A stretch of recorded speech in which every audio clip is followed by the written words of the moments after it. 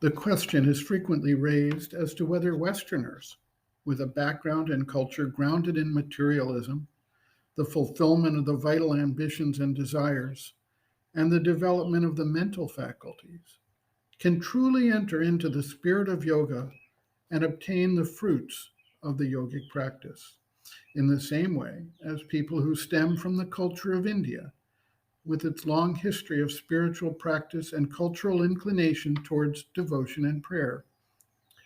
There are numerous questions that arise from such an inquiry, and Sri Aurobindo takes them up systematically. If one disregards the differences of specific practices and names, one can see that in the mystical traditions of the West, there are clearly practices and spiritual developments that very closely mirror the lines of yoga developed in the East. Just as in India, yoga is not for everyone, so also in the West, it has always been a few who have gravitated toward these spiritual pursuits and endeavors. Humanity is one, regardless of superficial differences and cultural variances. The basic capacities, drives, needs, and evolutionary pressures are similar for all of humanity. In today's world, as it becomes ever more clear that the entire world is threatened with extinction unless a new evolutionary principle of consciousness can manifest and change the course of human civilization, it is to be hoped and expected that all human beings, regardless of their cultural or national origin, will participate in the needed transitions. Sri Aurobindo writes, quote, "The best way to answer your letter will be, I think, to take separately the questions implied in it.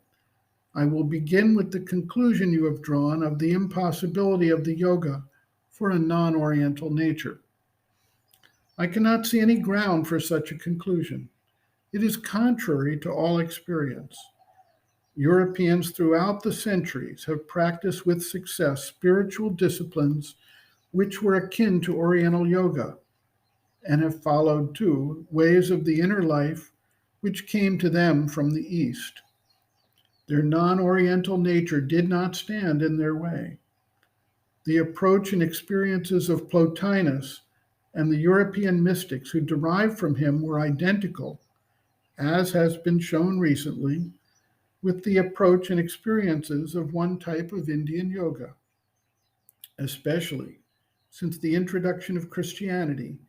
Europeans have followed its mystic disciplines, which were one in essence with those of Asia, however much they may have differed in forms, names, and symbols.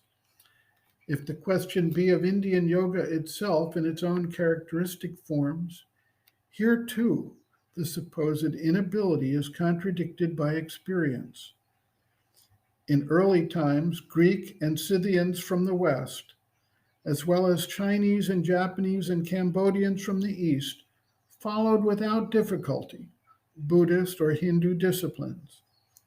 At the present day, an increasing number of Occidentals have taken to Vedantic or Vaishnava or other Indian spiritual practices, and this objection of incapacity or unsuitableness has never been made either from the side of the disciples or from the side of the masters.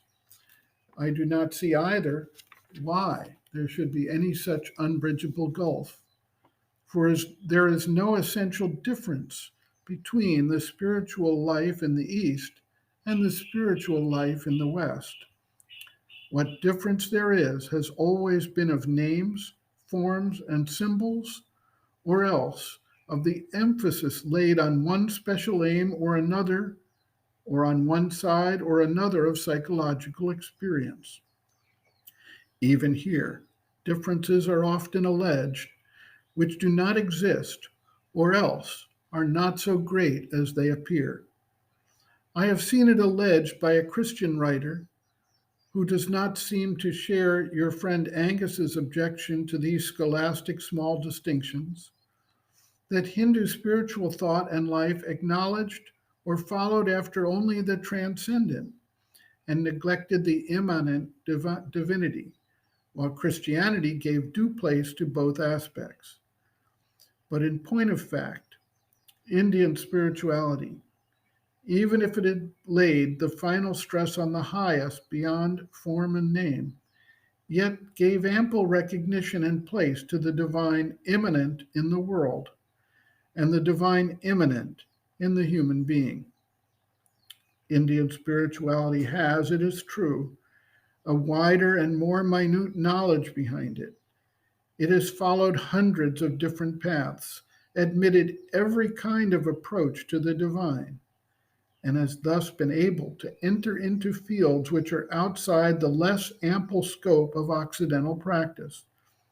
But that makes no difference to the essentials, and it is the essentials alone that matter. End quote. Reference, Sri Aurobindo, Integral Yoga, Sri Aurobindo's Teaching and Method of Practice, Chapter 12, Other Aspects of Sri Aurobindo's Teaching and Method of Practice, Westerners and Indian Yoga, pages 365 to 370.